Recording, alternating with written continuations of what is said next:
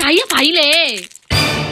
ဒီနေ့ခေါ်ပုတ်ကိုတစ်ခုနဲ့တစ်ခုမကတ်အောင်ဘလို့ကြောရလဲကြောပြမယ်နော်အရင်ဆုံးခေါ်ပုတ်စိမ့်လေးတွေကိုအတုံးလေးတွေတုံးထားမယ်။အိုးပူလာရင်စီထဲမယ်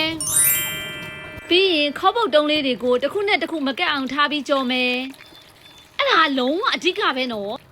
။မီးကလည်းအရန်ပြင်းလို့မရဘူးနော်ဒီမှာကြည့်နော်လုံးဝကိုမကတ်ဘူးမိုးအေးလေးမှာ breakfast အတွက်ခေါ်ပုတ်ကြော်နဲ့ coffee လေးအလိုက်ဖက်ဆုံးမယ်နော်ခေါ်ပုတ်စားမယ်ဆိုရင်တကြားရဲ့နှမ်းထောက်ရမပါမဖြစ်ပဲနော်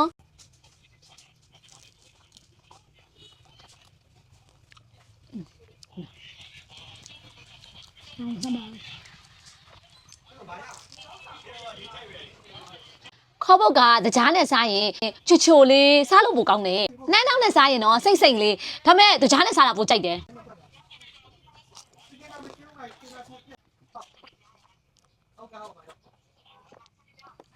ကောင်းမခေါ်ပုတ်ကရှမ်းပြည်ကထွက်တာဒါပေမဲ့တအိမ်လုံးကြိုက်တော့လေမော်ဂျွန်းထီကိုလေဒယ်လီမှာစားတာ